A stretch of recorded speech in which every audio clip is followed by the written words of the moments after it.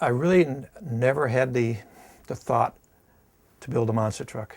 I had a four-wheel drive shop, and I had a stock Ford pickup truck, a F-250 Ford pickup truck, and I kept putting bigger and bigger tires on it.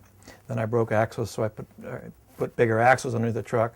Then I didn't have enough power, so I put a bigger engine in the truck, and it was just kind of a vicious circle for about 3 or 4 years. And I came back from a long weekend, and my general manager started calling me Bigfoot. And I thought that was a cool name to put on the truck. I put the name Bigfoot on the side of the truck, and I mean, it stuck. It was the perfect place for it, the perfect time. But the truck gradually got to be its own, his own star, I guess. And the monster truck thing just happened. You know, we kept putting bigger tires on it, and when I got to these big, actually, the name monster trucks came about at a show in Pontiac Silverdome. Bob George was the announcer, and I came into that show. I had military axles and 48-inch tires on the truck, and he started calling Bigfoot a monster truck. That's where the actual name came from. But it moved on to where we put 66-inch tall tires on it, and that's what most people run nowadays. But I never really had the intent of building a monster truck. It's just something that happened. I was just trying to stay ahead of everybody else, bigger than everybody else's truck, go more places than everybody else could with their truck. So that's where the tires come in, and the monster truck thing just happened. Yeah, see, I had a four-wheel drive shop, so you wanna put things on that truck that are better than everybody else's, so they come to your shop and buy more product. That's basically what it was. And my wife and I and my kids used to go out and camp on weekends. We put a camper on the back of it and go as far as we could on a creek bed, stop, take the camper off the back, and then mess around with the truck all weekend long. So it was more, yeah, I just wanted to be bigger than everybody else's. That was just something, I don't know what, it made it like a kid thing, you know, but it worked out. I talked to Jim Kramer.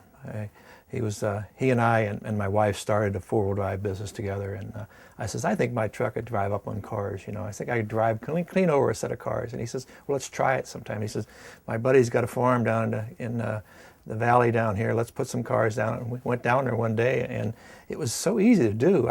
First thing I did is I drove over him completely, and then come back around the second time and went up and stopped and parked on top of him, and you know, it was easy to do, and it's something that we did as a ploy, you know, just to see if it would happen. And I'd show the tape. We had somebody videotape it, and I showed a tape in my shop. And one day a promoter comes in, he says, I want you to do that at one of my shows. And I says, I really don't want to. It's really destructive. You know, it would look bad for everybody, you know, for our image, you know. And he kept talking to me. Finally, I ended up, let's try one. And to me, it just amazed me how much the crowd just reacted to driving over the cars. It was, and that one time we did it, you really couldn't go anywhere else without crushing cars. People like to see that, so it was a fluke.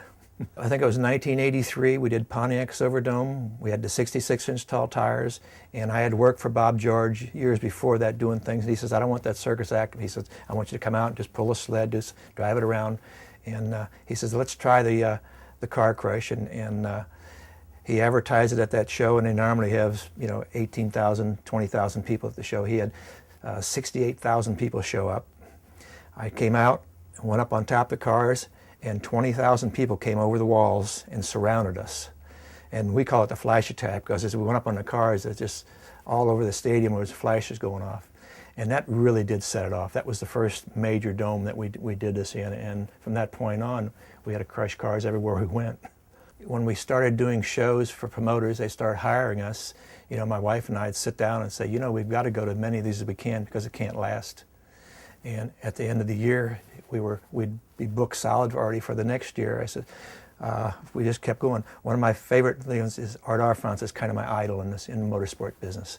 And I was talking to him at one of these truck pulls one time, and I said, you know, I says, it can't last. Well, we're just going as many shows as we can. And Art goes, yeah, I told myself that 20 years ago too, he said. But I had no idea, and I still don't know where it's going from here. It seems like it's here to stay. The monster trucks are all over the world right now, so I still do 700, maybe 800 shows a year with the truck, so I'm going to keep going.